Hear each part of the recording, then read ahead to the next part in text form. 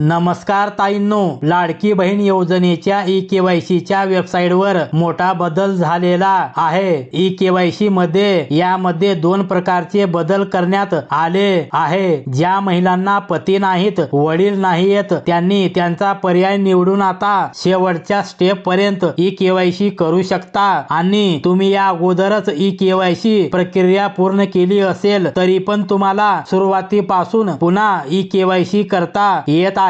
सुरुवातीपासून शेवटपर्यंत पुन्हा नवीन ई-केवायसी करू शकता। आणि तुमची जर ई-केवायसी अगोदर चुकलेली असेल तर ती पुन्हा दुरुस्त करू शकता। तर ताईंनो, आपण आजच्या या व्हिडिओ मध्ये चुकीची ई-केवायसी म्हणजे ज्या बहिणीने ई-केवायसी करताना चुकी केली आहे, होयच्या ठिकाणी नाही, नाहीच्या ठिकाणी होय हे चुकीचा पर्याय निवडला होता, किंवा चुकीचा जातीचा प्रवर्ग निवडला होता, किंवा त्या बहिणींनी पती वडील नसल्यामुळे दुसऱ्या नातेवाईकाचा आधार क्रमांक टाकून ई-केवायसी पूर्ण केलेली होती, ते कमेंट करून विचारत आहेत की आता ती ई-केवायसी आम्हाला पुन्हा करता येणार, ई-केवायसी एडिट करता येणार का? तर 100% तुम्हाला ई-केवायसी पुन्हा करता येणार आहे किंवा एडिट करता येणार आहे। तर आता यामध्ये 2 नवीन पर्याय आलेले आहेत आणि 2 नवीन ऑप्शन होय किंवा नाहीचे आलेले आहेत। तर ही पूर्ण ई-केवायसी ची प्रोसेस मी या व्हिडिओ मध्ये करून दाखवणार आहे, त्यासाठी हा व्हिडिओ शेवटपर्यंत नक्की पहा। तत्पूर्वी तुम्ही जर चॅनल वरती पहिल्यांदाच आला असाल तर चॅनलला सबस्क्राइब करून बेल नोटिफिकेशनला क्लिक करा। तर चला मग व्हिडिओ सुरू करूया। सर्वप्रथम तुम्हाला या वेबसाईट वरती यायचं आहे, ladkibhin.maharashtra.gov.in।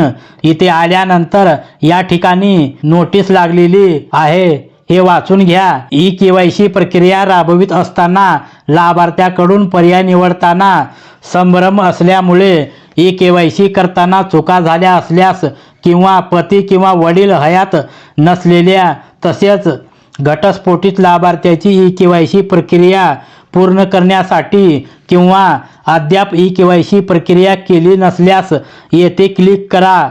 त्यानंतर या ठिकाणी नोट दिलेली आहे, ही एक वेळ सुधारणा करण्यासाठी अंतिम संधी वन टाइम एडिट ऑप्शन असून हा पर्याय दिनांक 31/12/2025 पर्यंत उपलब्ध करून देण्यात आलेला आहे। तर तुम्हाला इथे क्लिक करायचं आहे। त्यानंतर इथे लाभार्थ्याची आधार क्रमांक म्हणजेच लाडकी बहिणींचा आधार क्रमांक टाकायचा आहे। त्यानंतर या ठिकाणी जो कॅप्चर दिलेला आहे तो जसा आहे तसा या ठिकाणी टाकून मी सहमत आहे यावरती टिक मार्क करून OTP पाठवावरती क्लिक करायचं आहे। त्यानंतर आधार रजिस्टर मोबाईल नंबर वरती एक OTP येईल, तो OTP या ठिकाणी टाकून सबमिट या ऑप्शन वरती क्लिक करायचं आहे। तर आता पाहू शकता नवीन ऑप्शन या ठिकाणी आलेलं आहे। यामध्ये अनुक्रमांक 1 विवाहित आहात का अविवाहित आहात हे नवीन ऑप्शन आलेलं आहे।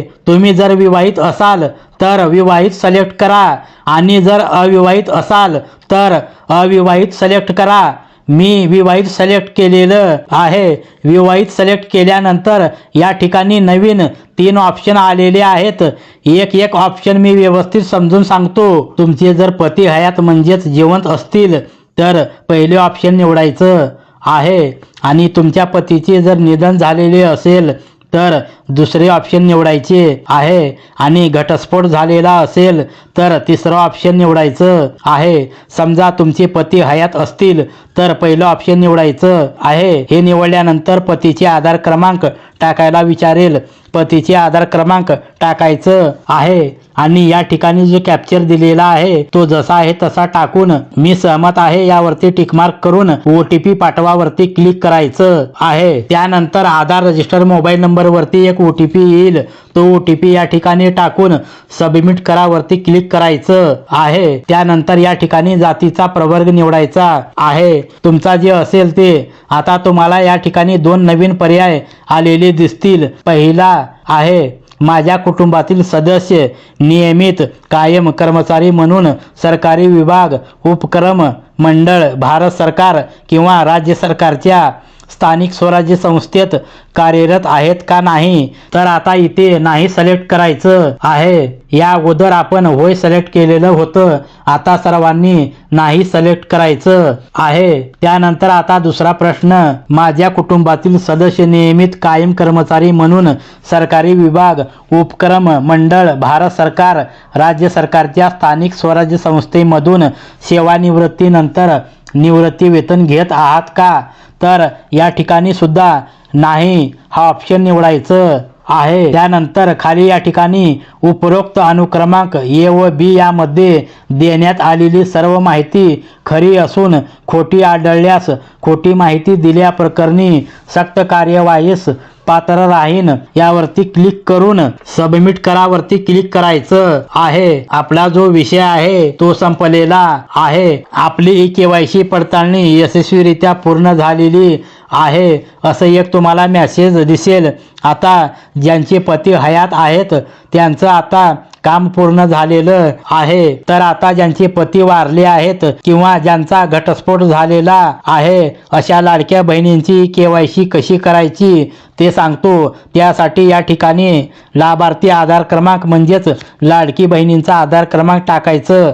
त्यानंतर या ठिकाणी जो कॅप्चर दिलेला आहे तो जसा आहे तसा या ठिकाणी टाकून मी सहमत आहे यावरती टिकमार्क करून OTP पाठवावरती क्लिक करायचं आहे. त्यानंतर आधार रजिस्टर मोबाईल नंबरवरती एक OTP येईल, तो OTP या ठिकाणी टाकून सबमिट करावरती क्लिक करा. आता विवाहित मध्येच दुसरा ऑप्शन पाहूया. पतीचे निधन झालेले आहेत, ज्या लाडक्या बहिणीचे पती वारले आहेत अशा लाडक्या बहिणींसाठी दुसरा पर्याय, त्यावरती क्लिक केल्यानंतर आपल्या जातीचा प्रवर्ग निवडून घ्यायचा आहे आणि जे दोन्ही प्रश्न आहेत याला नाही नाही हे सिलेक्ट करायचं आहे. नाही नाही केल्यानंतर माझे पती हयात नसून पतीच्या दाखल्याची सत्यप्रत संबंधित जवळच्या अंगणवाडी सेविका यांच्याकडे दिनांक 31 डिसेंबर 2025 पर्यंत जमा करेन यावरती टिकमार्क करायचं आहे. त्यानंतर उपरोक्त अनुक्रमांक ए व बी मध्ये देण्यात आलेली माहिती खरी असून खोटी आढळल्यास खोटी माहिती दिल्याप्रकरणी सक्त कारवाईस पात्र राहील यावरती टिकमार्क करून सबमिट करावरती क्लिक करा.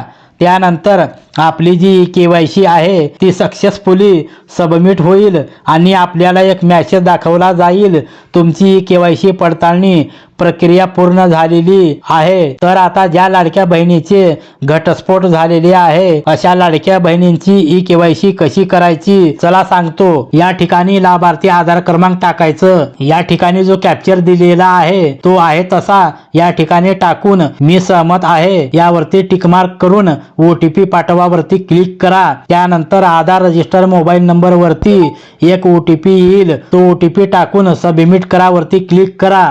त्यानंतर विवाहित वरती क्लिक करा. त्यानंतर 3 नंबरचं ऑप्शन घटस्फोटित या ऑप्शन वरती क्लिक करा. त्यानंतर जातीचा प्रवर्ग निवडा जो आहे तो. त्यानंतर या दोन्ही पर्यायावर नाही नाही करायचं आहे. त्यानंतर माझा घटस्फोट झाला असून मी घटस्फोट प्रमाणपत्र माननीय न्यायालयाचे आदेश याची सत्यप्रत जवळच्या अंगणवाडी सेविका यांच्याकडे दिनांक 31 डिसेंबर 2025 पर्यंत जमा करेन. त्यानंतर उपरोक्त अनुक्रमांक ए व बी मध्ये देण्यात आलेली माहिती खरी असून खोटी आढळल्यास खोटी माहिती दिल्याप्रकरणी सक्त कार्यवाहीस पात्र राहील यावरती टिकमार्क करून सबमिट करावरती क्लिक करा. त्यानंतर अशा प्रकारे आपली KYC पूर्ण होईल. तर अशा पद्धतीने ज्याचे वडील नाहीत, पती नाहीत, घटस्फोट झाला आहे, अविवाहित आहेत यांची KYC अशा पद्धतीने करू शकता. धन्यवाद.